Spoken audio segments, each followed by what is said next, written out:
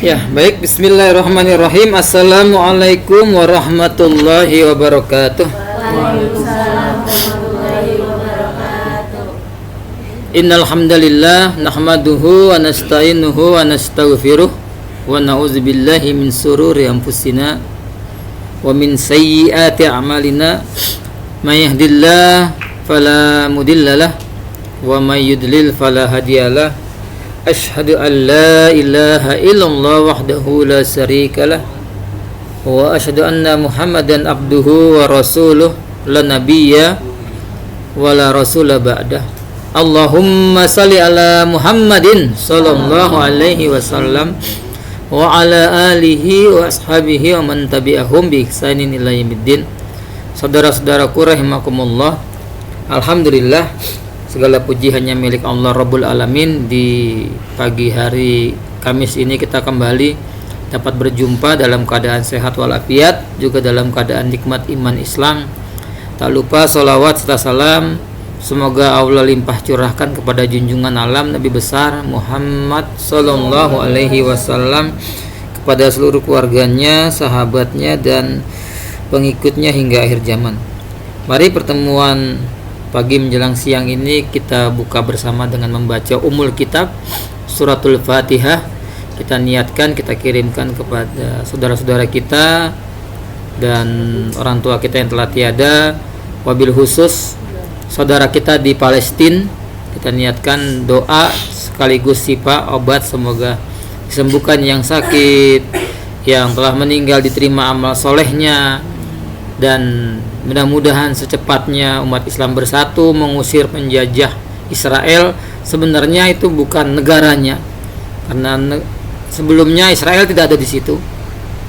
Setelah Daulah Turki Utsmani diruntuhkan, maka penjajah Inggris saat itu memasukkan orang-orang Israel itu ke situ. Sebenarnya mereka merampas, penjajah. Ibarat kita punya rumah dimasuki maling, terus kita melawan maling itu gitu. Terus ada orang tahu, waalaikumsalam warahmatullahi wabarakatuh, di luar sana ada keributan di rumah kita. Tiba-tiba orang yang di luar itu ikut campur. Ada apa sih kok rame-rame? Udah supaya nggak rame dibagi.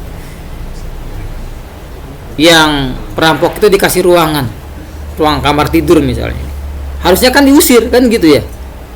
Nah, si perampok ini nggak tahu diri, lama-lama dikuasai ruang tamu, lama-lama. Nah, kita yang penghuni rumah itu lama-lama tinggal di WC. Seperti itulah kejadian saudara-saudara kita di Palestina. Buminya dicaplok, lama-lama makin luas. Tapi dengan izin Allah kemarin luar biasa, saudara-saudara kita menggentarkan musuh, benteng dikuasai dan yang lain. Tapi biadabnya mereka membombardir dan yang lain. Dan yang luar biasa di sana, setiap ada yang meninggal dan yang lain itu angka kelahiran itu 2 kali lipat, 3 kali lipat. Dan anak-anak sana kalau dengar bom, kalau kita mah udah tiarap, udah ngumpet, udah ketakutan luar biasa. Mereka biasa saja. Takut enggak? Meninggal tuh mereka enggak takut. Kesahid. Maka kita doakan saudara-saudara kita di sana. Kenapa saudara? Karena Rasulullah SAW bersabda, Muslim itu kal jasadul wahid, seperti satu tubuh. Kalau kita cubit tangan kita,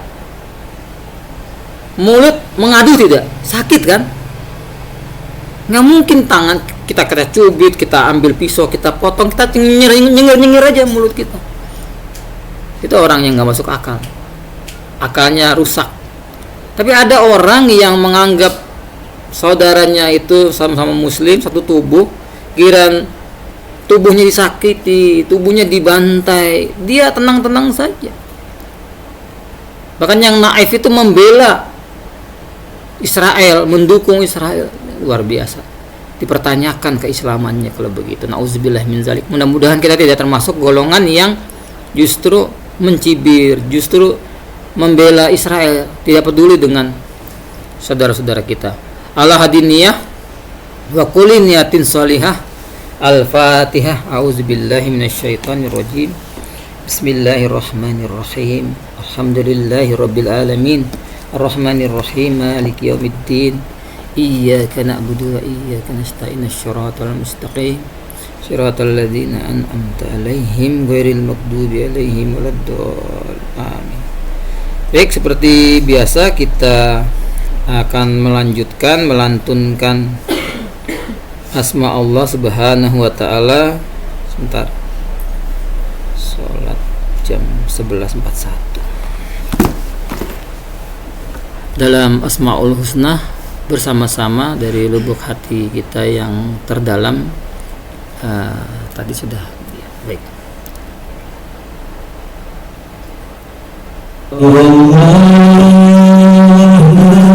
Ya Rahim ya Malik ya Quddus ya Salam ya Mu'min ya Muhaimin ya Aziz ya Jabbar ya Mutakabbir ya Khaliq ya Bari ya Musawwir ya Ghaffar ya Qahhar ya Wahhab ya Razzaq ya Fattah ya Alim ya Qabid ya Basit ya Hafid ya Rafiq ya Mu'id ya Muzil ya Sami ya Basir ya Hakam ya Adil ya Latif ya Khabir ya Halim ya Azim ya Ghafur ya Syakur ya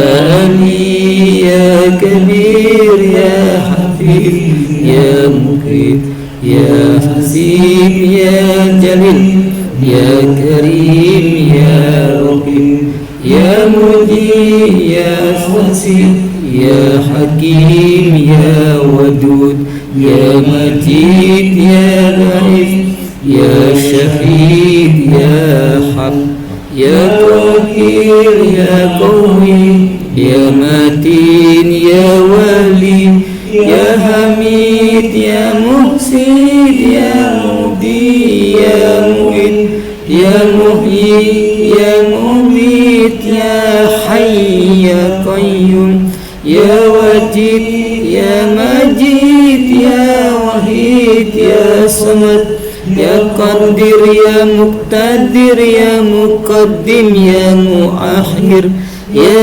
Awal ya Akhir ya Zahir ya Batin ya Wali ya Muta'alli ya Bar ya Tawwab ya Muntaqim ya Afu ya Rauf ya Ahad ya Malikul Mulk ya Zal Jalali wal Ikram ya Muqsit ya Jami ya Ghani ya Mughni ya Mani ya Dar ya Nafi ya Nur ya Hadi ya Badi ya Baqi ya Waris ya Rasid ya Sabur ya Allah ya Allah ya Allah ya Allah ya Allah ya Allah.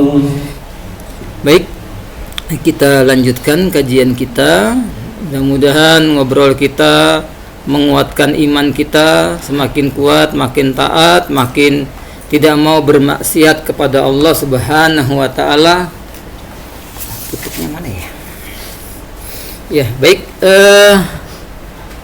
dipastikan ya ini HP-nya di silent, di nonaktifkan supaya kita betul-betul sersan, serius, santai, serius, supaya nanti tidak ada gangguan, supaya fokus ke depan, jangan ada HP di antara kita itu. Makanya yang fokusnya ke slide yang ke depan sambil dilihat, jangan tawaduk begini, nanti lama-lama. Makanya sekarang saya hadap sini. Sering pas yang ikhwan itu kalau suruh baca ternyata ada yang puls. Ya, geser dulu ya. Ya, baik. Waduh. Hanya baru 4 apa hanya 4? Ya, baiklah. Mudah-mudahan selalu disehatkan semua ya. Baik, seperti biasa nanti ada yel-yel, kita akan bersenang-senang. Kalau ditanyakan apa kabar hari ini, kita mengangkat tangan kita, alhamdulillah, begitu ya, luar biasa, tetap semangat, begitu. Allahu Akbar yang agak kencang, Allahu Akbar. Baik, apa kabar hari ini? Alhamdulillah, luar biasa, tetap semangat, Allahu Akbar. Baik, kalau sudah semangat, ini pengantarnya akan saling diulang-ulang. Apalagi kemarin itu ada kendala, tetap tapi tidak dibacakan, tidak dijelaskan panjang lebar, supaya metode Quran juga seperti itu, metode Rasulullah juga mengulang 3 kali. Kita akan mengulang-ulang, terutama ini membahas tentang keindahan hukum Allah, agar kita sepakati bahwa keimanan kita kepada Allah, aturan hidup kita kepada Allah itu tidak ada keraguan, karena semuanya diciptakan oleh Allah. Alam semesta, manusia, semua ciptaan Allah, tidak mungkin ada dengan sendirinya. Maka kita harus pahami bersama, tidak ada perbedaan, bahwa syarat pencipta itu yang kemarin itu ada 3 kemungkinan diciptakan. Berarti kalau ada yang menciptakan, berarti itu bukan kholik, itu makhluk. Atau dalam satu keadaan dia memiliki 2 keadaan sendiri, kholik sekaligus makhluk. Dia menciptakan dirinya, cling gitu, itu sangat nggak masuk akal. Dalam satu keadaan dia makhluk dan dia kholik. Kemungkinan yang ketiga, inilah yang kemungkinan yang sangat tepat. Sang pencipta atau Allah Subhanahu wa Ta'ala yang menciptakan alam semesta, manusia dan isinya itu pasti Allah lah yang menciptakan semuanya. Dan Allah itu memiliki sifat tadi, ajali, tidak berawal dan tidak berakhir, dan wajibul wujud, wajib adanya. Walaupun kata-kata itu ada atau tidak ada, atau sebelum adanya sesuatu atau tidak adanya sesuatu, Allah itu tetap ada, wajib adanya, karena itulah sang pencipta, Allah Subhanahu wa Ta'ala. Tidak didahului oleh sesuatu dan tidak diakhiri, kan seperti itu. Maka seperti pertemuan-pertemuan yang dulu, karena kita makhluk ciptaan Allah, seharusnya tunduk, patuh, taat dengan seluruh aturannya.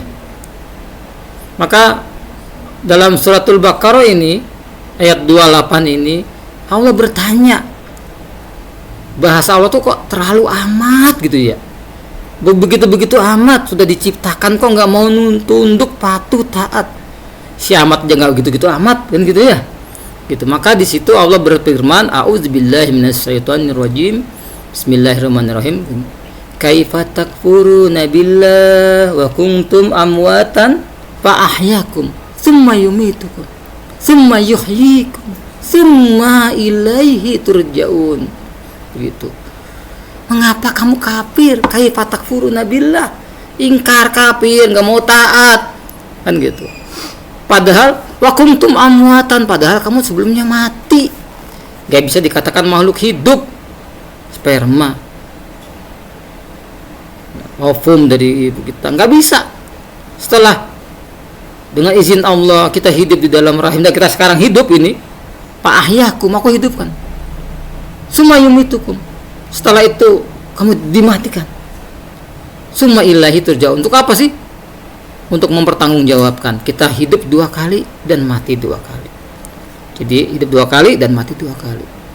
Sebelum mati dihidupkan sekarang, nanti mati dan dihidupkan di akhirat. Untuk apa? Untuk mempertanggungjawabkan amal solehkah yang kita tumpuk, apa amal salah. Kita jadi orang baik kah atau orang buruk, gitu. Jadi seperti itu. Maka Allah, zat yang maha tahu, maha bijaksana, tidak membiarkan makhluk ciptaannya itu berjalan di dunia itu tanpa petunjuk, tanpa tuntunan. Maka Allah turunkan petunjuk.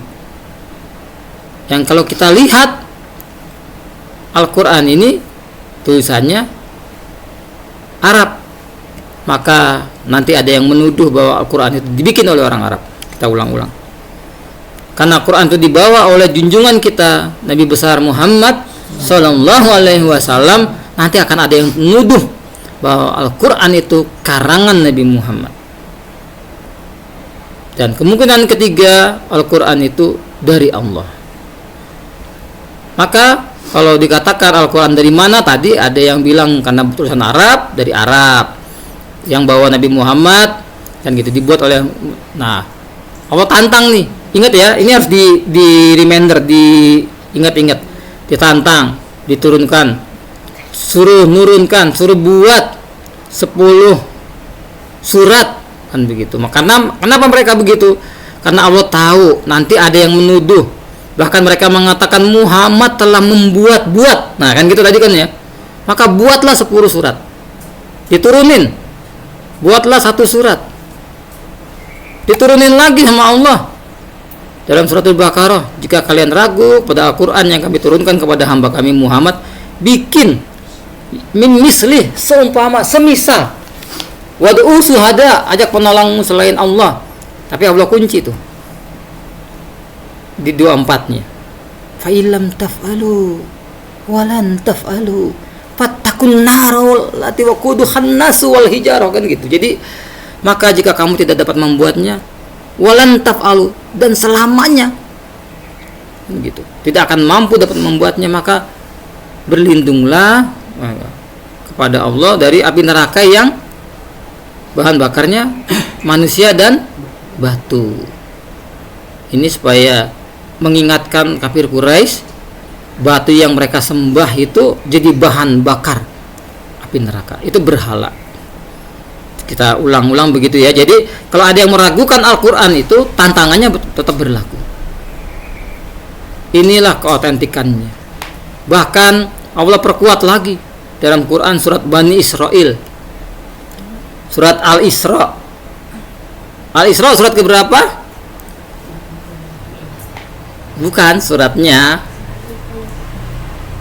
kan Al-Fatihah kan, Al-Baqarah, Ali Imran ya, 17. Alhamdulillah, luar biasa. Alhamdulillah, yang ikhwan soleh, yang awat solehah, nggak mungkin soleh ya, yang ikhwan ganteng, yang perempuan cantik. Nggak mungkin perempuan ganteng, bahaya kalau laki-laki cantik itu bisa melambai, ngeri, kemenong gitu ya. Jadi seperti itu. Baik, dalam surat Al-Isra surat 17 ayatnya ayat 88 tuh, Allah katakanlah sesungguhnya jika manusia dan jin berkumpul kan gitu untuk membuat yang serupa, niscaya mereka tidak dapat membuatnya. Seperti itu. Yang serupa dengannya, sekalipun sebagian mereka menjadi pembantu sebagian yang lain, gak akan mampu. Dan di bawah surat Al-Hijr itu ayat 9 itu segel, jaminan. Di kitab-kitab yang lain nggak ada. Ini jaminan dari Allah. Allah berfirman, inna nahnu nazalna zikra, sesungguhnya aku yang menurunkan az-zikra, kami yang menurunkan az-zikra, kata Allah. Wa inna lahu lahafizun. Kenapa pakai kami? Karena Allah nyampaikan ke malaikat Jibril sampaikan kepada Nabi Muhammad. Jadi lewat yang, dan kami, kata Allah, yang menjaganya itu banyak yang hufaz, banyak yang hafal Quran. Bahkan saudara kita yang difabel, yang kalau kita merem gini gelap ya, mereka begini sih tapi nggak bisa melihat. Saudara-saudara kita yang tunanetra itu, betapa banyak mereka yang hafal 30 juz. Kita juz 30 aja belum tentu hafal ya gitu. Jadi luar biasa, dimudahkan, itu mujizat.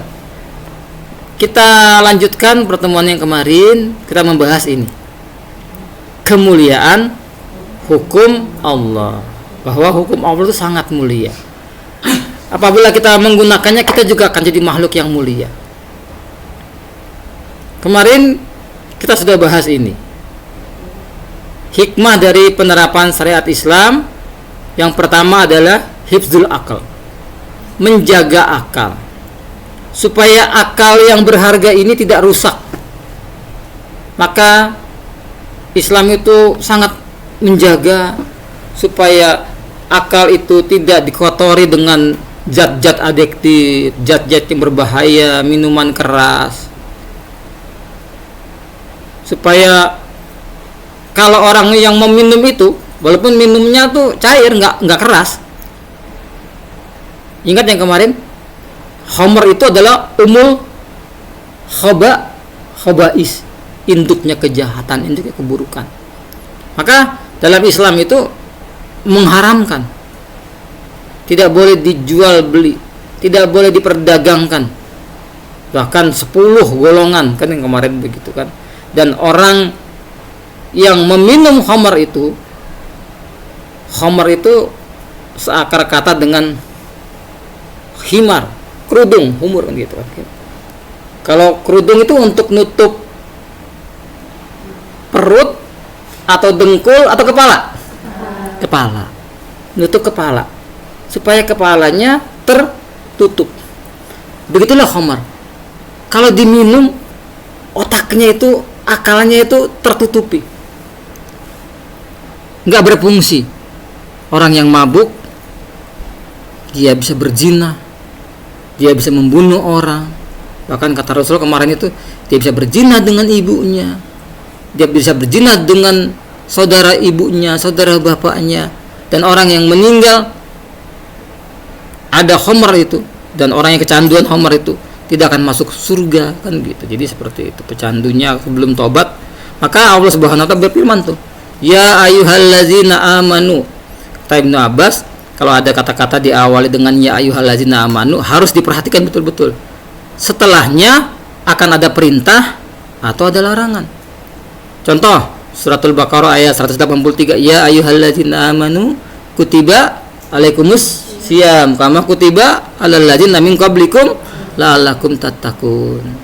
Diwajibkan atas kamu berpuasa. Kalau ini akan ada perintah dan larangan di sini. Ya ayyuhallazina amanu innamal khamru wal maisiru wal ansabu wal azlamu rijsun min amalus syaitan fastanibuhu la'allakum tuflihun. Ya Allah, hai orang-orang beriman, hai yang punya iman, yang aku beriman, yang enggak terpanggil enggak, hai yang enggak punya iman. Orang kafir ya tetap ngeplay. Tapi kalau ada orang Islam cekek botol, dipertanyakan keimanannya, kan gitu ya. Sesungguhnya minuman khamar, berjudi, berkorban untuk berhala, saya nyembelih keboah, taruh di bawah supaya gedungnya kuat, nah kan gitu kan. Atau saudara-saudara kita yang jadi nelayan di pantai selatan yang terkenal, siapa itu? Nah, Nyi Roro Kidul, sedekah laut disedekahin kayak kebo, ingkung, Allahumma sholli ala, ya Allah, itu berkorban untuk berhala. Aduh, mengundi nasib dengan anak panah dulu gitu. Bukan itu ya, bukan arisan. Mengundi nasib itu ditulis namanya yang keluar, nah, itu dulu gitu. Pas bapaknya Rasulullah itu sempat, kakeknya itu kalau punya anak laki-laki akan dikorbankan untuk berhala. Saat itu banyak yang mencegah, akhirnya saran dari seorang dukun perempuan dengan azlam, anak panah, ditulis namanya, keluar Abdullah, disembelih 10 ekor unta, keluar lagi sampai 10 kali tuh, kayak yang berikutnya nggak keluar, maka diat ganti rugi orang yang membunuh itu adalah membayar denda 100 ekor unta. Jadi seperti itu. Nah, mengundi dengan anak panah termasuk apa tuh tadi? Rijsun min amalu setan, termasuk perbuatan keji, najis, perbuatan setan. Pastanibuhu, jauhilah, walakum tuflihun, seperti itu. Maka kalau ada orang Islam itu menjaga, kalau ada yang berani minum minuman keras dan mabuk, dia akan dicambuk 40 kali. Bahkan boleh lebih. Pada masa Rasulullah dicambuk 40 kali. Pada masa Abu Bakar dicambuk 40 kali. Pada masa Umar 80 kali. Boleh. Yang tidak boleh kurang dari itu. Kenapa seperti itu? Kejam. Hati-hati.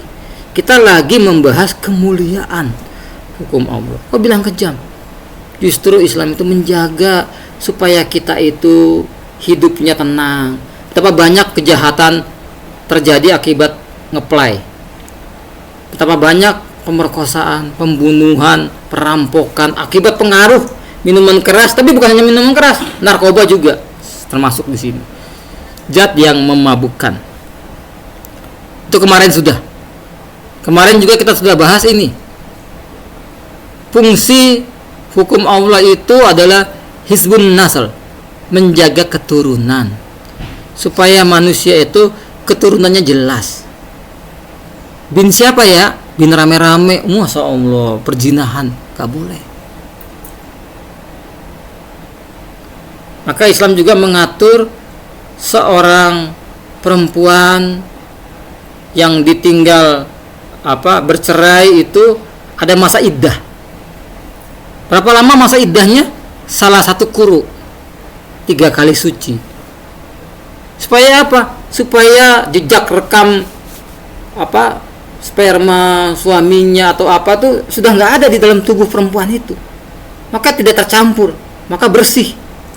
Luar biasa, nggak ada yang menjaga seperti itu. Supaya perempuan itu dijaga kehormatannya, keturunannya juga, maka nggak boleh berzina. Berzina tidak boleh, mendekati zina juga nggak boleh. Apa pintu gerbang kemarin mendekati zina? Yaitu pacaran. Pacaran nggak boleh. Kenapa? Kalau yang berdua-duaan, yang ketiga setan. Tidak boleh berkhalwat. Zina dilarang, pintu gerbangnya ditutup, kan begitu, seperti itu. Kalau ada yang melanggar gimana? Yang masih perawan dan perjaka, maka dia akan ini. Quran menjaga supaya keturunannya jelas. Maka dia akan dicambuk 100 kali cambukan. Bagaimana yang sudah menikah? Maka digali lubang, dirajam. Fungsinya apa? Jawazir dan jawabir, pencegah dan penebus. Mencegah, kalau saya berzina dicambuk. Kalau saya nanti supaya nggak lompat-lompat mencuri, membunuh. Kalau saya minuman keras nanti dicambuk. Jadi enggak? Nah, pencegah. Kalau sudah terjadi dicambuk, penebus. Di akhirat dia tidak akan dapat siksaan dari Allah. Begitu juga tadi, yang kemarin kan ada seorang siapa? Yang kami sebutkan inisialnya, perempuan itu namanya Gomidiyah. Pada masa Rasulullah, sucikan saya ya Rasul. Kan begitu. Pulanglah begitu. Besoknya datang lagi, apakah engkau menolak kesaksian aku sebagaimana kesaksian Ma'is? Aku hamil ini karena zina. Ada, pulanglah. Begitu lahir, beliau katakan, sucikan saya ya Rasul. Rasulullah minta pulang untuk menyusui anaknya selama 2 tahun. Setelah bisa menyapih, maka diangkat, dikasihkan sahabiyah, digali lubang, dirajam sampai meninggal. Setelah itu apa? Rasulullah ikut menyolatkan. Kemarin kan Umar bin Khattab bertanya kan gitu, ya Rasulullah, kenapa engkau menyolatkan perempuan pezina ini? Kan begitu. Rasulullah mengatakan, andai kata tobatnya wanita pezina ini dibagikan di antara kalian 70 orang, maka sudah terampuni dosanya. Coba, luar biasa. Jadi itu mencegah aborsi, mencegah pergaulan bebas, mencegah, betapa indahnya Islam. Nah, pertemuan sekarang yang ketiga kita akan bahas ini. Hikmah dari penerapan keindahan hukum Allah, syariat Allah itu adalah hizbun nafs, menjaga jiwa. Dibantu Kang Indra. Firman Allah, a'udzubillahi minasyaitonirrajim. Bismillahirrahmanirrahim. Wa man yaqtul mu'minan muta'ammidan ya, fajazaa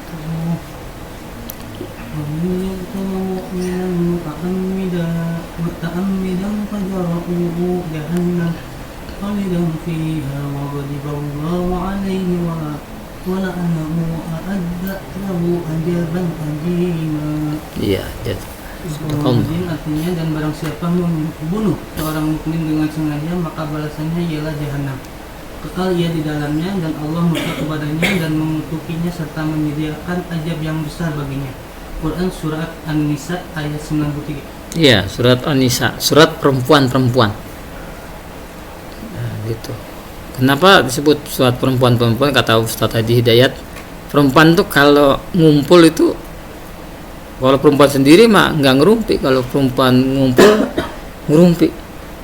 Gimana Jeng? Keluarganya sehat, suaminya ini masalahnya ini suami. Jadi masalah suaminya ceritain, suami saya itu mah payah, udah ngorok, udah ngiler, elah diceritain semua kan gitu. Jadi itu ibu-ibu tuh ibu-ibu di sana, di sini mah nggak jauh beda ya. Ya Mbak ya. Baik begitu ya. Jadi barang siapa ini pakai kata diawali dengan man itu untuk umum, siapa saja yang membunuh seorang mukmin. Aduh ya Allah, coba lihat saudara kita di Palestina, luar biasa itu dibantu. Ini kena ini nih, siapa saja yang membunuh seorang saja gitu, mukmin, orang yang beriman dengan sengaja, udah deh itu langsung diganjar, nggak usah diperiksa-periksa, celupin di neraka. Nerakanya nggak main-main, neraka jahanam, neraka yang paling neraka ada berapa ya?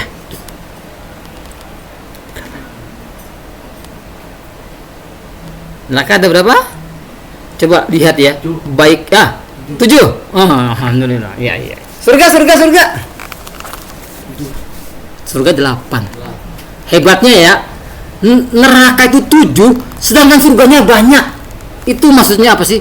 Allah tuh rahmannya tuh melampaui godoknya. Neraka 7, surga 8. Janatun Firdaus itu paling atas.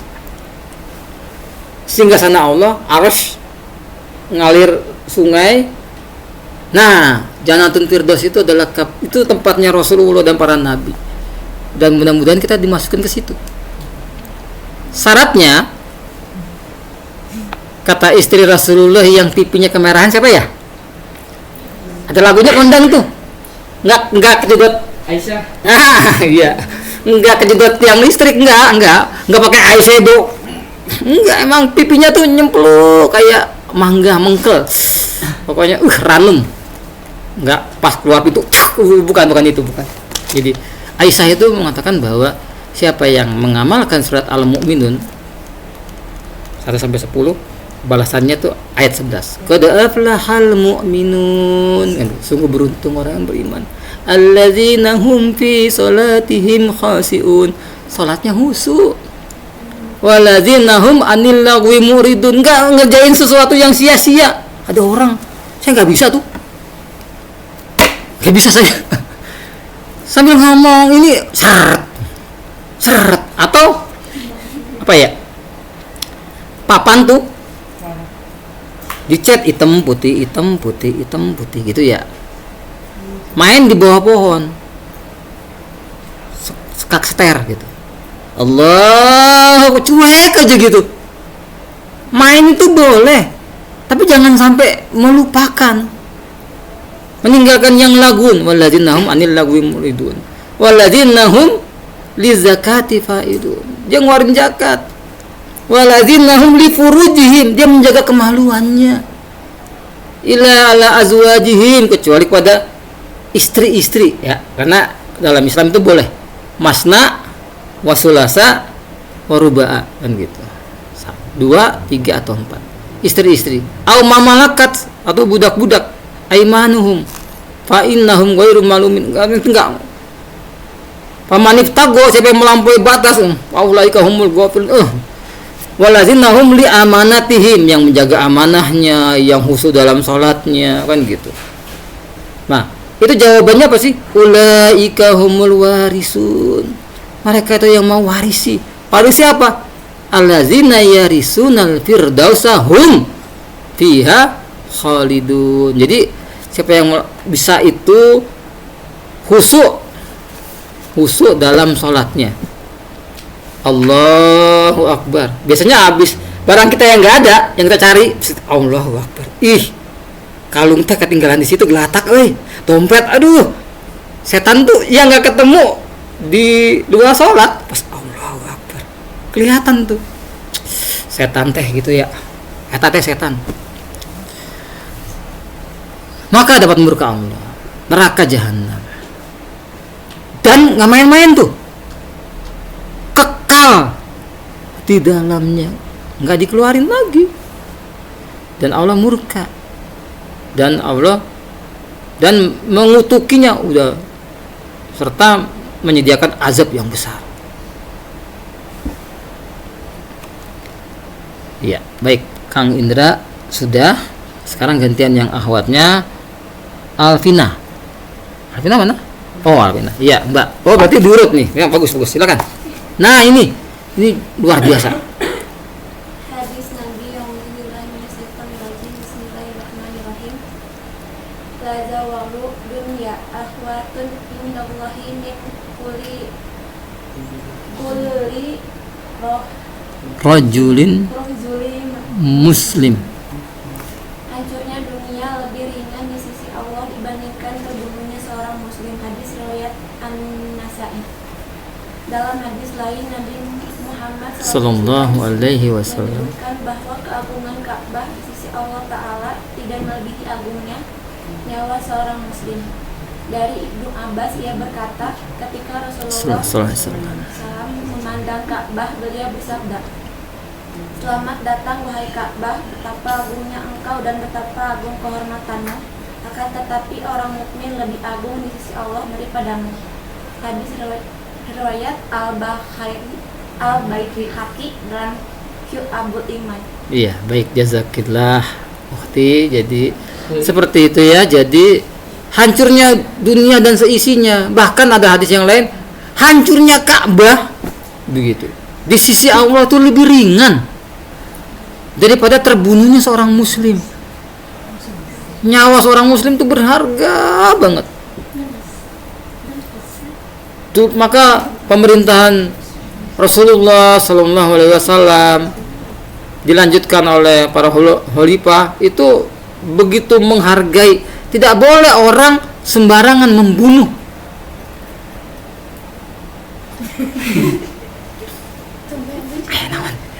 Cai hausnya. Naon mangga. Teh. Cainya. Mangga. Diedarkan. Tapi biar enggak itu di estafet aja kayak siga gitu ya. Oh, pakai bahasa isyarat saya jadi bingung. Bawa untuk saya. Oh, ini lain batuk tuh. Bawa ke sana. Ya, lanjut ya. Jadi Rasulullah menjaga gitu. Jangan sampai ada seorang muslim yang meninggal. Nyawanya mahal. Diri berharga. Gak boleh sembarangan membunuh. Ya, ada apa ya? Sekarang dari sebelah sini. Sekarang dari depan. Ada apa Kang? Ayat naon? Oh ya, lanjut ya, fokus ya. Maka Islam begitu menjaga supaya tidak sembarangan terjadi pembunuhan.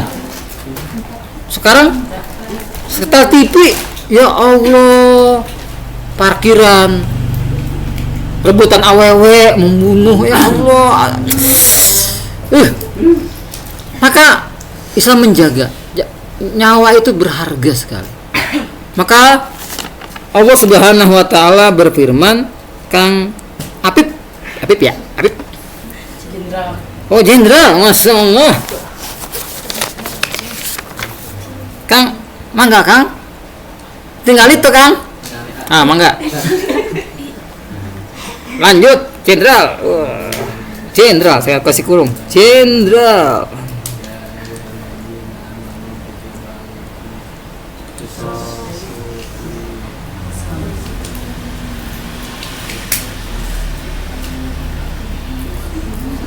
Ya, al-ayah terjemahnya.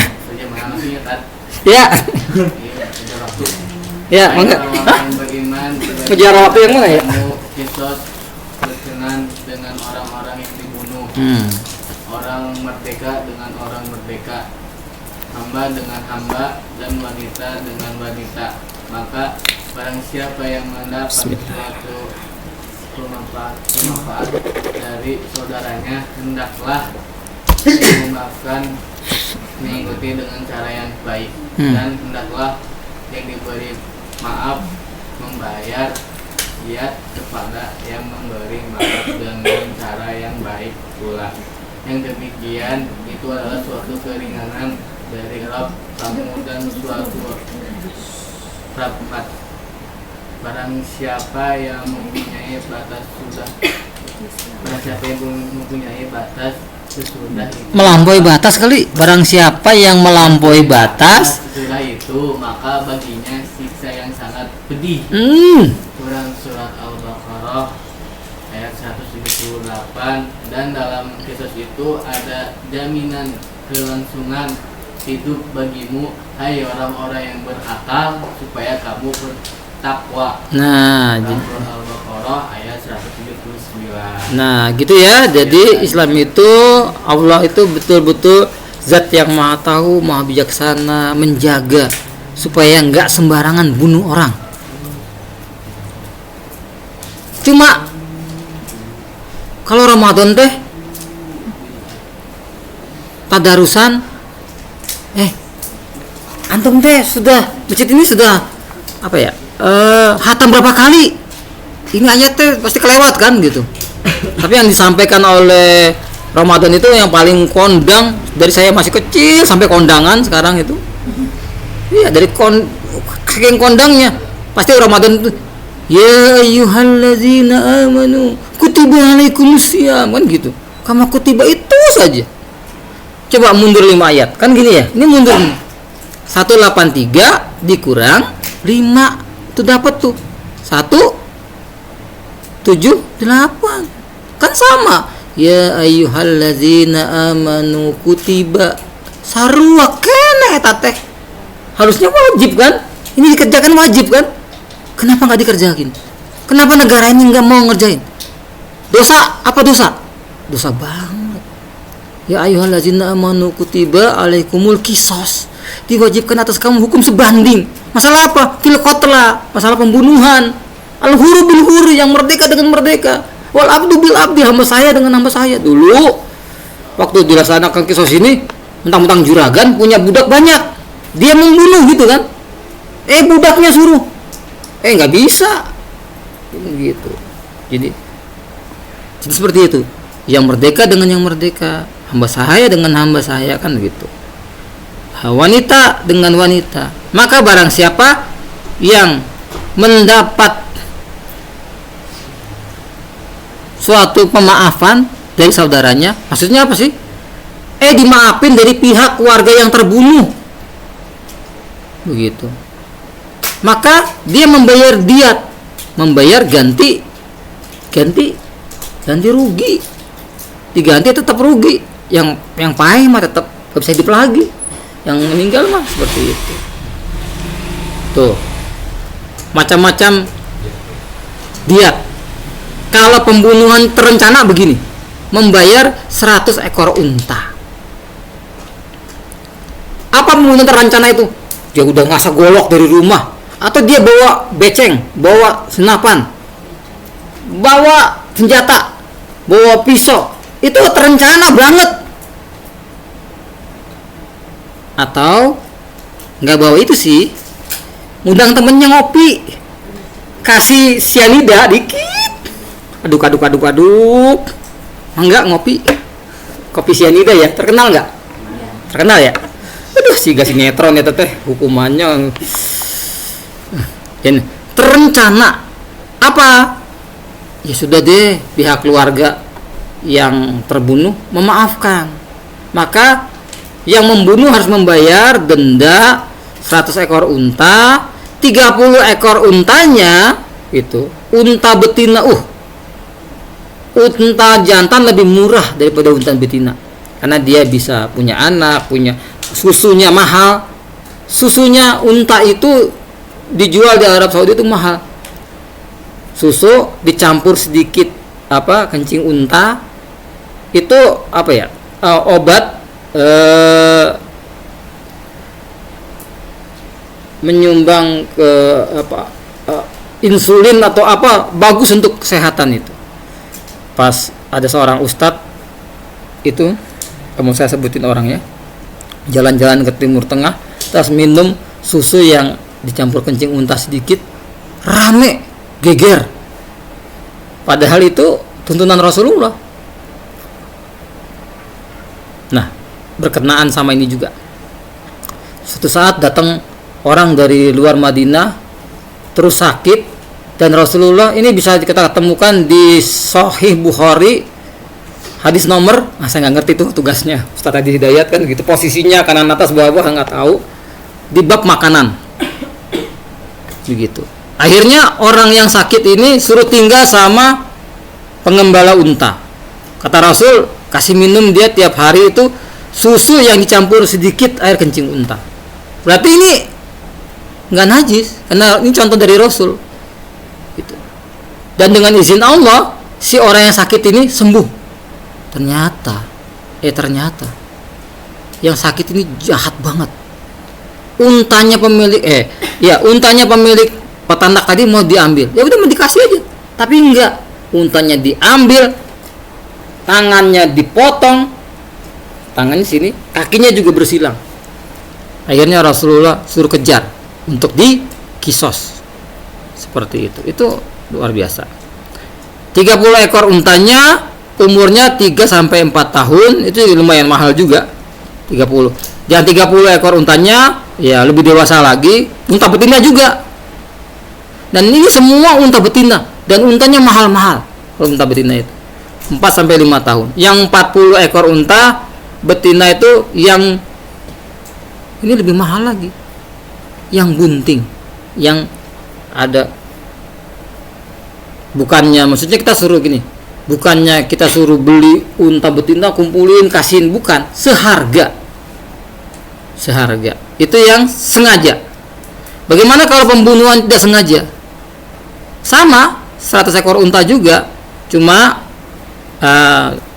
20 ekor unta hikalah atau jantan, 20 ekor unta seperti unta betina, unta seperti itu. Itulah indahnya hukum Islam.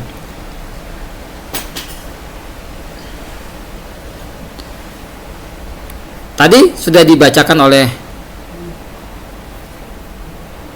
jenderal katanya ya. Sejarahnya bisa dipanggil jenderal itu apa sih? Ada bapak militer? Oh enggak. Saya aja bapak saya militer enggak dipanggil jenderal.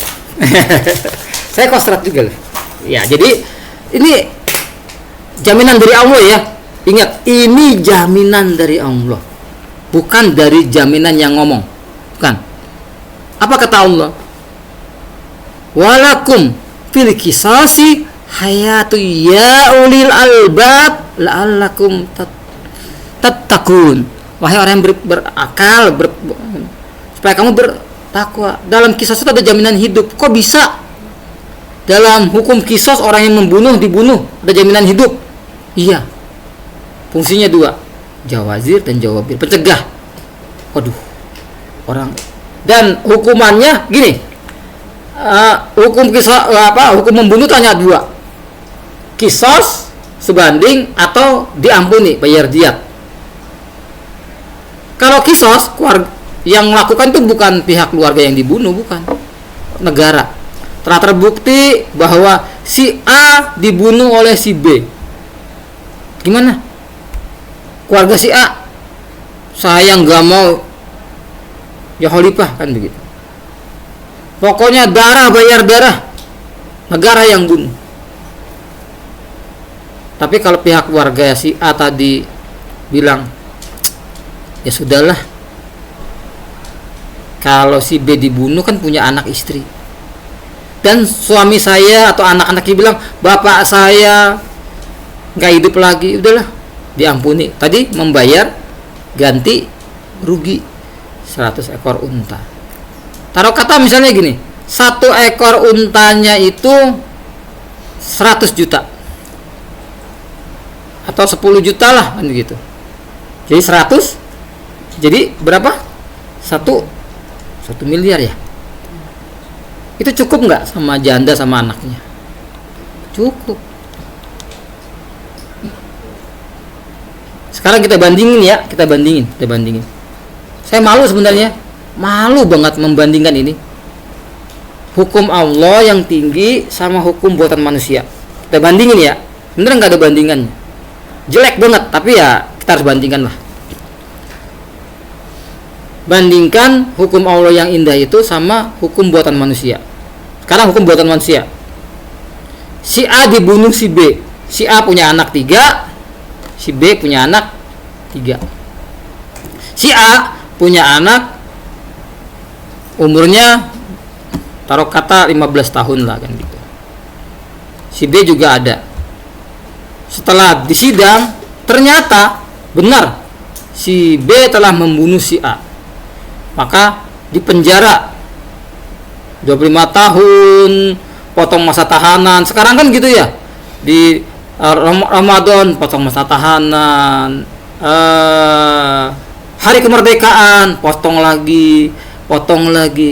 Taruh kata dia telah mengalami di penjara selama 10 tahun.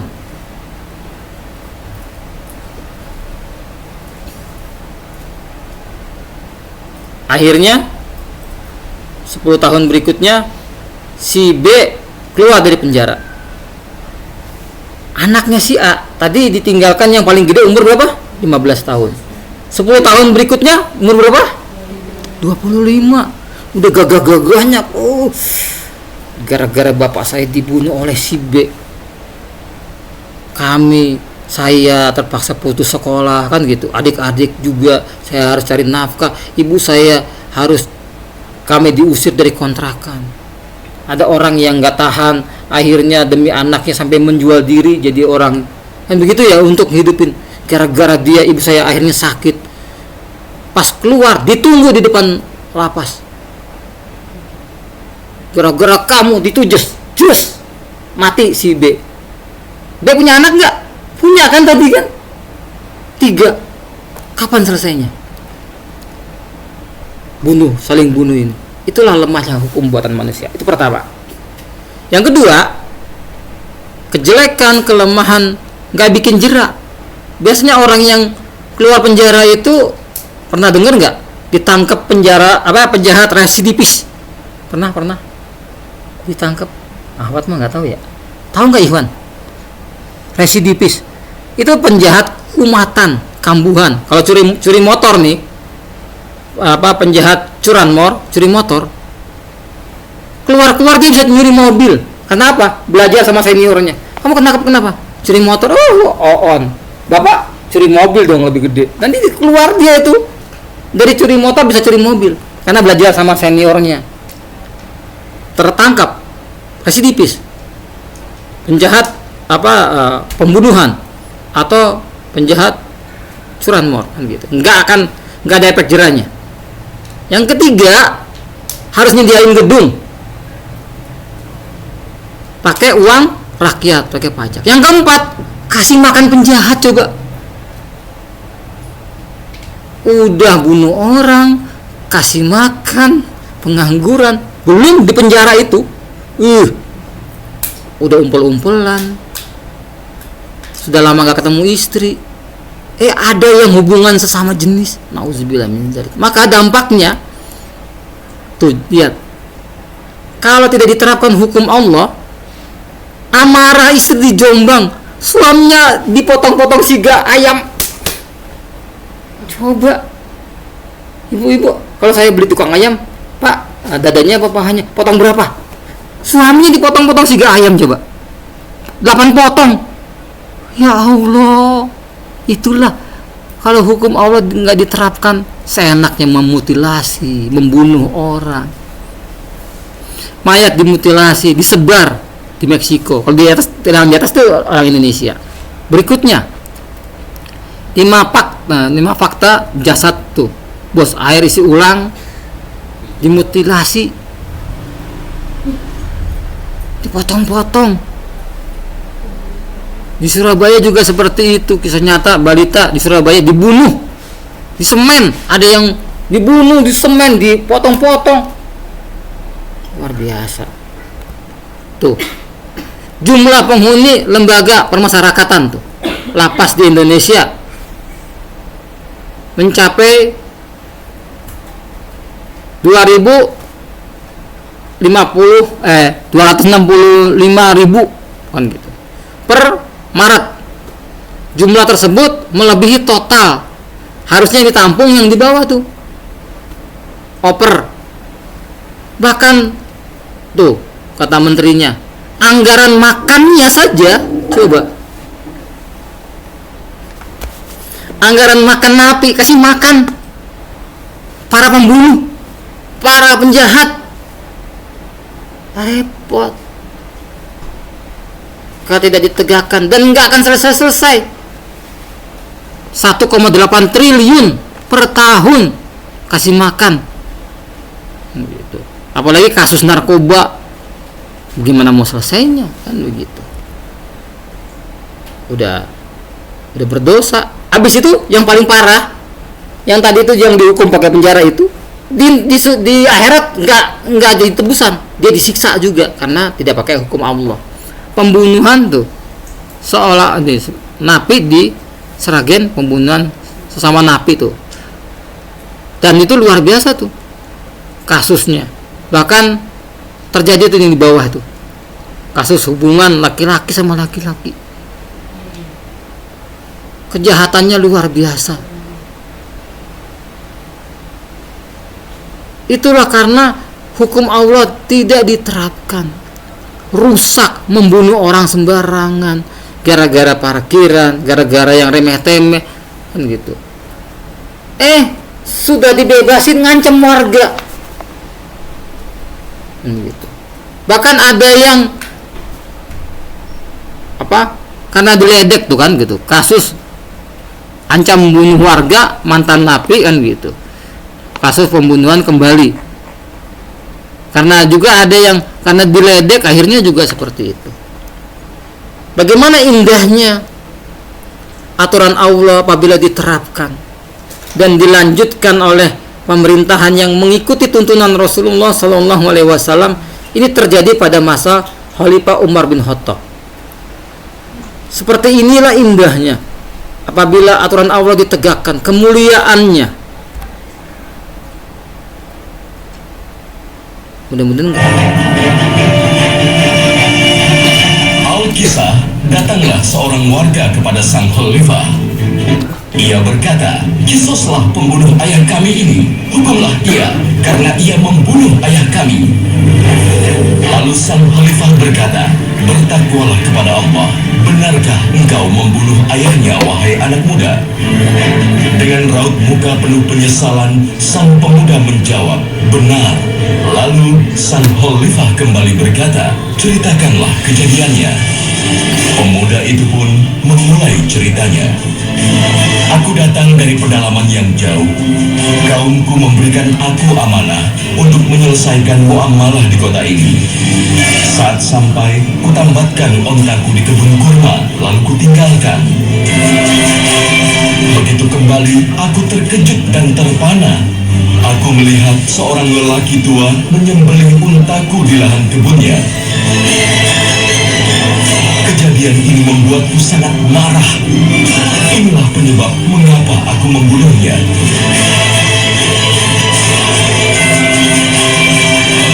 Warga tadi berkata, "Wahai Khalifah, sang pemimpin umat, kau telah mendengar penjelasannya. Banyak orang menjadi saksi kekejaman ini. Tegakkanlah hukum." Sang Khalifah berkata, "Sesungguhnya yang kalian tuntut adalah orang yang soleh. Pria baik budi ini membunuh ayahmu karena kemarahan sesaat.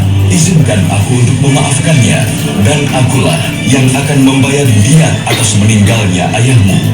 Sang penuntut menjawab, "Maafkan aku, wahai pemimpinku. Aku sangat menyayangi ayahku. Hatiku hanya ridho jika nyawa dibalas dengan jiwa." Sang pembunuh pun berkata, "Wahai sang pemimpin, tegakkanlah hukum Allah. Aku ridho pada ketentuan Allah. Hanya saja, izinkan aku menunaikan amanah dan kewajibanku di kota ini. Berilah aku waktu untuk menyelesaikannya. Aku berjanji dengan nama Allah, 3 hari lagi, aku akan kembali untuk menjalani hukuman kisos." Sang penggugat kembali berkata, "Tidak bisa begitu, kecuali ada seseorang yang menjadi penjaminnya." Si pembunuh berkata, "Aku tidak punya kerabat dan saudara di kota ini. Wahai sang pemimpin, tolonglah aku, bagaimana nasibku jika aku meninggal dunia dalam keadaan melalaikan amanah?" Lalu tiba-tiba ada seseorang mendekat kepada sang khalifah. "Wahai sang pemimpin, akulah penjaminnya." Akhirnya, sang khalifah memutuskan, "Wahai anak muda, aku beri waktu kepadamu 3 hari untuk menyelesaikan urusanmu."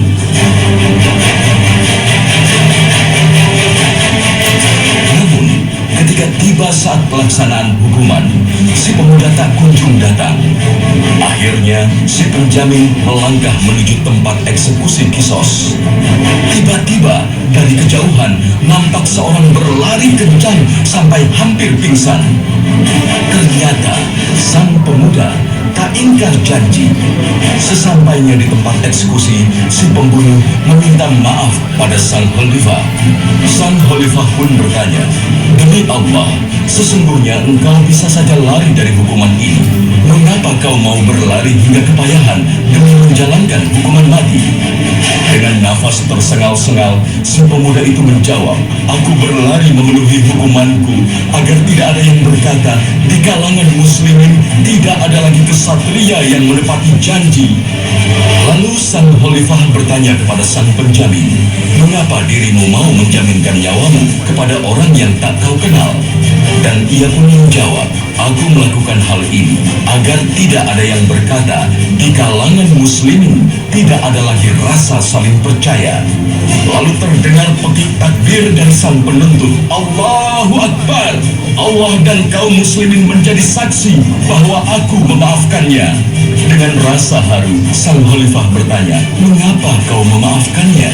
Sang penuntut pun menjawab, "Aku memaafkannya agar tidak ada yang berkata di kalangan muslimin tidak ada lagi rasa sayang dan saling memaafkan."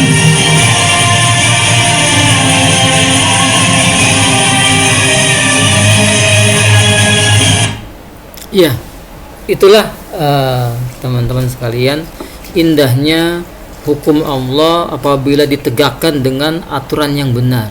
Sistem pemerintahan yang mencontoh Rasulullah Shallallahu Alaihi Wasallam dipimpin oleh seorang khalifah begitu di atas Quran dan Sunnah. Pada masa Umar bin Khattab seperti itu. Karena emosi, bukan karena sengaja itu. Karena unta yang untuk mengangkat barang, dia lagi dagang. Dan dia itu tidak mengingkari amanah. Begitu 3 hari, karena urusannya begitu banyak, dia memacuk kudanya. Kudanya itu nggak kuat, ditinggalin, dia lari dari padang. Untuk apa? Untuk memenuhi janji. Seorang muslim itu menepati janji. Dan seorang yang membunuh itu kalau dibunuh di dunia, maka di akhirat tidak akan. Terus tadi, karena dia nggak punya saudara di kota itu, maka akan bisa dia boleh kembali, maka harus ada penjamin. Coba, yang menjamin nggak main-main, sahabat yang luar biasa, orang Persia yang kita sering dengar dengan Salman Al-Farisi. Beliau dari Persia. Beliaulah yang merancang untuk membendung pasukan Ahzab, pasukan koalisi yang akan menyerang kota Madinah di Gallipari. Karena kalau di Persia melawan Romawi itu, kalau perang bikin parit, nanti kuda nggak bisa lompat. Kalau mau masuk, mau naik, dibacok. Kalau di Romawi lebih parah lagi. Kayak kita sering lihat film-film di kastil itu kan ya, ada air, ada buayanya. Kalau nggak ada buayanya, memang kayaknya paritnya itu kosong gitu, tapi ada cairan lengket hitam. Itu minyak mentah atau apa begitu. Begitu masuk dibakar, dan parit itu nggak bisa dilompati. Kita sering lihat kalau di film-film barat itu ada pintu yang begini kan, nah menyeberang lewat benteng. Jadi seperti itu. Itulah Salman Al-Farisi menjaminkan dirinya karena dia percaya ini orang soleh gitu. Dan dia tidak ingkar janji. Tapi kalau dia tidak memenuhi pemuda ini, si penjamin akan menjadi dibunuh. Karena semua datang akhirnya ditanya, kenapa engkau mau menjamin agar tidak ada di antara kaum muslimin itu yang nggak percaya begitu bahwa sama saudaranya masa dia bohong kan gitu. Tiba-tiba ayo jangan kertuk-kertuk, tiba-tiba dari pihak kerumunan itu keluar tuh, Allahu Akbar, aku maafkan. Pihak keluarga ternyata memaafkan. Tadi itu dalam Quran surat Al-Baqarah ayat 178, apabila keluarganya memaafkan, maka yang itu akan membayar ganti rugi. Ini dimaafkan, luar biasa indahnya. Maka saudara-saudaraku sekalian, masih banyak ini, kita ini baru part kedua, masih 8 keindahan hukum Allah yang belum kita singkap. Jangan sampai gini kita mengatakan biadabnya hukum Allah ini kejam, yang berzina dicambuk, ini barbar banget. Ada yang pernah dengar nggak omongan di luar sana tuh, ini kejam, biadab. Ya sudah, yang itu sudah dimaafkan, dipenjara saja, nggak ada efek jerahnya kan begitu. Yang berzina tetap berzina, bahkan yang disuting perzinahannya tersebar kemana-mana massal, keluar masih terkenal aja tuh kan gitu ya. Ada apa denganmu kan begitu, masih terkenal, nggak ada efek jerahnya. Maka tidak ada yang takut berzina itu. Paling kalau ketahuan atau apa dikawinin, udah hamil, MBA, married by accident. Di tempat saya di sana, saya pernah didatengin tetangga, bilang, "Wi, kacau nih, Wi. Kenapa, Bu?" "Ini ruang tamunya remang-remang. Itu motor parkir terus. Kenapa nggak diingetin sekalian kan gitu?" Saya datengin tuh RT-nya, suruh ngingetin. Kan gitu. "Mas, jangan gitu, Mas, ini kan gitu. Mbak kamu mana? Mbak kamu di belakang sana, ini remang-remang, ini bisa ada perzinahan. Jangan, Bapak jangan usil." Coba dibilang usil, sayang sama dia. Saya datang sama RT-nya. Mas, masuk Mas, ini Mas. Kamu udah kerja, kamu suka sama dia nggak? Kan gitu. Suka. Nikahin. Wah, Bapak ini usil. Udah jangan di sini. Bener coba. Tidak dilakukan, jangan di sini. Ternyata sekarang tuh nikah sampai punya anak itu cepat, zaman instan. Ternyata butuh 3 bulan. Habis nikah punya anak. Bisa hamil terus nikah. Mbak Tabi, kalau ada orang nih di luar sana baru nikah, siga bikin mie gelas gitu loh, siga bikin mie instan, lain mie gelas aja, pop mie ya. Kalau kita di Bandung tuh dingin gitu, pop mie pakai air seduhan langsung mateng. Nah sekarang gitu, nikah 3 bulan tiba-tiba punya gitu. Luar biasa. Tapi ya sudahlah, yang sudah terjadi sudahlah. Tapi kesininya saya melihat ya sudahlah, yang sudah. Saya melihat keluarga itu kesini-sininya ya makin agak-agak Islami lah kan begitu, agak-agak Islami. Saya termasuk ikut nyumbang dosa juga. Maksudnya apa sih? Kalau jangan sampai gini ya, kebencian kita dengan kemaksiatan itu menjadi kita itu nggak peduli sama tetangga. Saya lagi baikin genteng, tiba-tiba nggak lama dari depan sana yang tadi saya tegur itu akhirnya sudah nikah. Wah, jerit-jerit. Saya pikir ini perannya kedua atau ketiga gitu. Cuek aja. Bang, bantuin bang. Ternyata ya Allah, ujiannya lagi kemasukan setan. Istrinya berontak, istrinya gemuk. Kenapa Mas? Dia bawa pisau, leher saya mau digorok. Astagfirullahaladzim. Saya juga zikir, ya Allah, kok nggak boleh gitu, nggak boleh, nggak peduli. Pegangin, kita bacain ayat kursi atau apa dengan izin Allah. sadar, terus suruh istighfar, dia bisa istighfar. Ingat ya, setan itu nggak mau banget istighfar. Kalau sudah istighfar, pasti dia sudah pergi tuh. Istighfar. Nyebut, but, bukan begitu. Bukan but, tapi astagfirullahaladzim. Suruh dia nyebut. Nah, udah beres nih. Udah kasih minum. Udah ya. Ya Allah. Saya juga terima kasih sama istri saya, Pak. Hampir masa bodoh biarin aja gitu. Saya pikir lagi berantem biasa. Ya Allah, jangan ya teman-teman, kalau ada seperti itu jangan nggak peduli, ternyata khawatir ada sesuatu. Kenapa ini yang saya tampilkan? Kok hatinya kok gambarnya salah? Kan sudah dibilang jangan ada HP di antara kita. Ya, fokus ya. Kenapa tanda hatinya saya kasih salju? Hati-hati. Jangan sampai kita buruk sangka kepada Allah. Uzon kepada Allah. Gak boleh.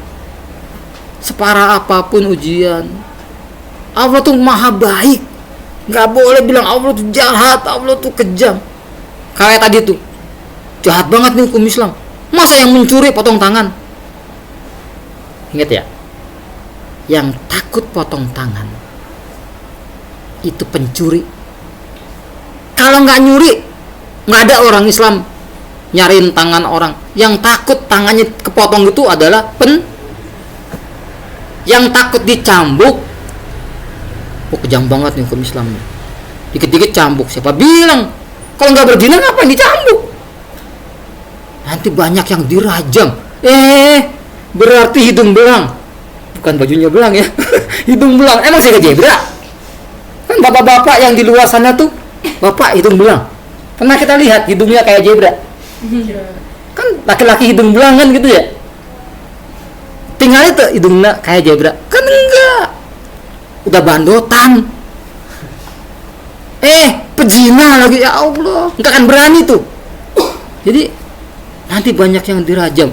Berarti bandot suka zina ya, gitu. Kalau nggak zina, yang sudah nikah nggak akan dirajam. Nanti banyak yang dibunuh. Yang takut dibunuh itu pembunuh.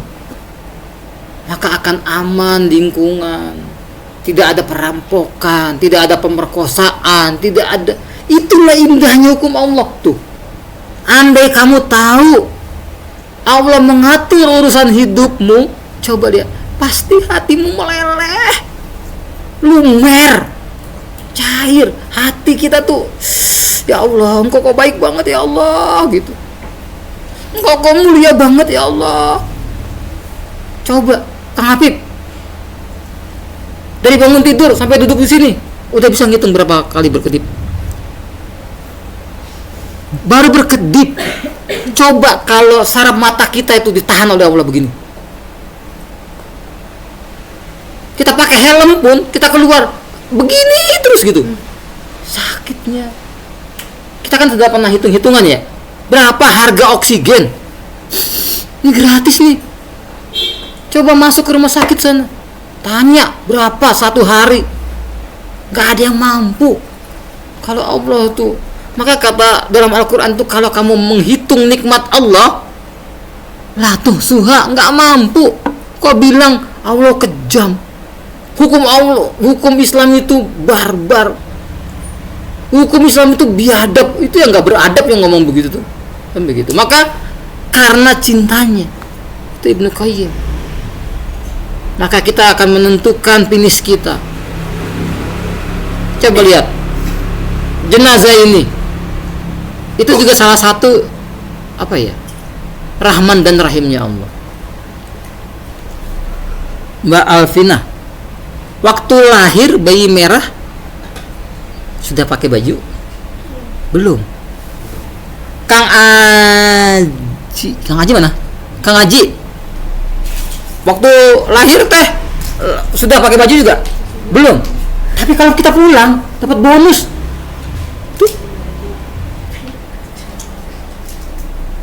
Dikasih bonus, dikasih kain kapan, nggak ada kantongnya, nggak bisa.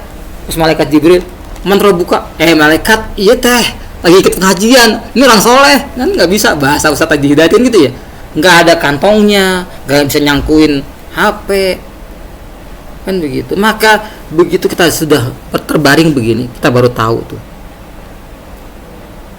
Bahkan di ujung hayat kita itu kita akan tahu posisi tempat kita. Jadi ada orang yang meninggal, dia tahu tuh, jangan berangkat gitu. Pernah lihat mayat yang ya Allah, di Palestina banyak.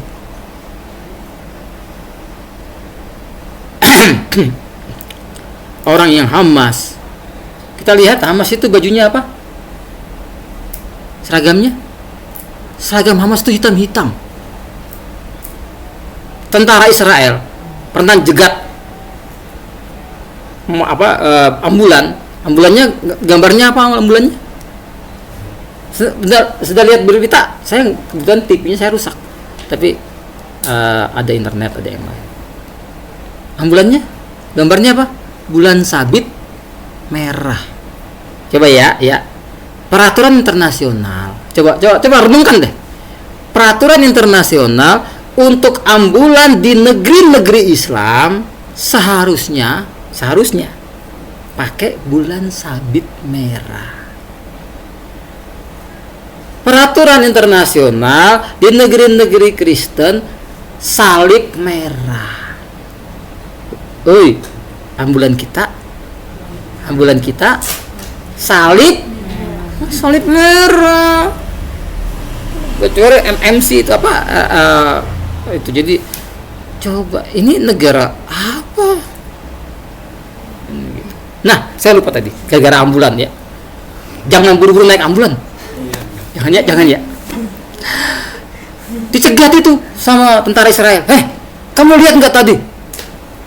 Tentara yang mana? Dia nengok nggak ada. Gitu. Tadi barusan lewat. Gitu. Putih-putih. Coba.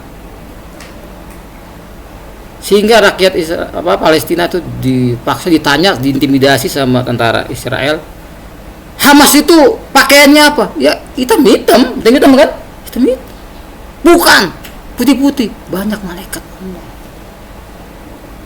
Ada seorang mujahid yang tubuhnya hancur, tinggal kepalanya. Kapan-kapan saya lagi cari tuh nanti kayak pas kemarin bongkar-bongkar asli ketemu. Luar biasa. Di sana tuh luar biasa.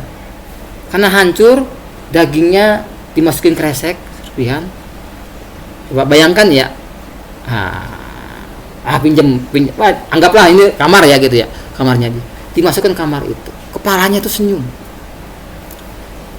Kalau ada tubuh, di sini ada yang pernah nurunin jenazah?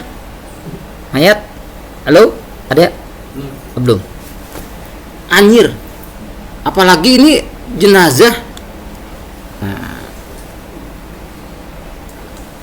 Hancur. Tapi yang luar biasanya, dari kamar itu tercium bau harum. Besok deh pertemuan berikutnya coba saya ini. Jadi luar biasa. Setelah dimakamkan, kamar itu tetap harum. Dan wajahnya itu kenapa sih orang yang amal soleh itu wajahnya tersenyum? Karena dia tahu tempat kembalinya itu surga. Orang yang belalak begitu. Ya di Solo itu dulu darah saya sudah lama nggak donor darah. Ada orang Nasrani, pas saya datang ke rumah tangan yang saya makan pergi, saya darahnya A ya, boleh diminta nggak? Ya nggak apa-apa, sudah lama juga kan gitu. Dibawa ke UGD, emang saudaranya mana ya? Ditunjukin. Nah, sering-sering kalau mau dekat sama Allah, sering-sering datang ke UGD, orang yang mau sakaratul maut kan gitu. Ngeri. Saudaranya itu, aduh, perasaan saya nggak sampai besok nih udah kan gitu. Bener, paginya meninggal kan gitu. Ngeri. Orang yang ditarik nyawanya dilepasin, ditarik, ngeri banget. Sakitnya kata Rasulullah berapa bacokan pedang? Banyak, seperti cabik-cabik. ya Jibril, begitu sakitnya sakaratul maut ini, kata Rasulullah, timpakan kepadaku saja. Rasul seperti itu, saking sayang sama kita. Kita berapa banyak ingat Rasulullah, berapa banyak bersalawat kepada Rasulullah. Maka sewaktu kita dibaringkan seperti ini, saudara-saudaraku sekalian, sewaktu kita lahir ke dunia, kita ngoek, nangis. Yang jaga tersenyum, tuh Mbak Pipa ya senyum. Saya sedikit banyak bisa itu karena dulu pramuka sering jaga di kuburan supaya jurit malam, pada lari. Tapi adik-adik yang dibina sama kami mah gak ada yang takut karena yang di situ udah meninggal semua, kan begitu ya. Kalau bisa dibalik, sewaktu kita lahir di dunia, ibu kita sakit keluarin darah, akan korban nyawa, ibu kita apa? Senyum. Coba bayangin, yang lain senyum, sedang kita nangis. Kalau bisa dibalik, sewaktu kita meninggalkan dunia, kita senyum, dan sekeliling kita tuh nangis. Kalau perlu kibar bendera setengah tiang seluruh Indonesia, juga biasa itu. Kenapa? Karena kita dikangenin, kita meninggalkan amal soleh, bukan amal salah, bukan disyukurin. Aduh, alhamdulillah biang kerok si Pengki meninggal, hilang biang kerok di kampung kita. Jangan sampai ya, jangan sampai kita nggak ada di kampung kita disyukurin gara-gara biang kerok hilang dari kampung kita. Janganlah jadi biang kerok, jadilah penebar kebaikan. Baik begitu ya teman-teman, tebar kebaikan, tumpuk amal soleh, sehingga posisi kita mudah-mudahan dikumpulkan oleh Allah bersama Rasulullah di akhirat, di surganya. Jangan ada yang mampir ke neraka ya, jangan 50-50, jangan 50-50, jangan 50-50. Itu ada di Al-A'raf, pahala sama dosanya sama, tapi penduduk A'raf pun akan masuk surga. Tapi begitu yang disiksa neraka, dia tersiksa, jerit, dia nengok juga nggak berani, kayak Mbak Viva, malam-malam nengok nggak? Kalau bahasanya Ustadz Edi Hidayat tuh, malam-malam jam 3 kita keluar, Mbak Viva ngapain, bercanda aja, nggak ada kita, yang pasti lari kan gitu ya. Begitu lihat kenikmatan dari surga, kita ngiler gitu. Sampai mana? Sampai dosa kita habis. Al-A'raf, dalam surat Al-A'raf itu, penghuni A'raf pun akan Allah masukkan ke surga. Tapi jangan pura-pura jadi orang Islam ya, pakainya Islam, ngomongnya kayaknya gaya-gaya Islam, tapi di dalam hatinya benci dengan Islam. Bahaya. Eta teh orang munafik. Halo, mudah-mudahan didengar orang munafik di luar sana. Orang munafik itu kata Allah, innal munafiku fidarkil asfalim minan nar. Orang munafik di kerak neraka yang paling bawah. Mudah-mudahan kita jangan munafik ya, jangan membenci Islam. Baik, begitu yang bisa kami sampaikan. Dosa jangan ditambah, amal soleh, iman jangan dikurang. Sampai ketemu di pertemuan berikutnya dengan membahas keindahan-keindahan hukum Allah dan kerendahan hukum buatan manusia. Yakin ya hukum Allah mulia ya? Baik, kita tutup dengan hamdalah, istighfar, dan doa kafatul majlis sama-sama. Alhamdulillahirabbil alamin. Astaghfirullahalazim. Subhanakallahumma wa bihamdika asyhadu an la ilaha illa anta astaghfiruka wa atubu ilaik. Kurang lebihnya mohon maaf. Wassalamualaikum warahmatullahi wabarakatuh. Sampai ketemu lagi di pekan Kamis yang depan. Kami mengucapkan selamat bekerja dan semangat bekerja. Udah dipanggil ya. Nah, habis ini kita silakan koordinator Mbak siapa? Mbak Pipa atau Mbak Alvina atau Mbak Dinda atau siapalah yang Iwan duduk aja, duduk manis ya. Kita makan dulu. Mana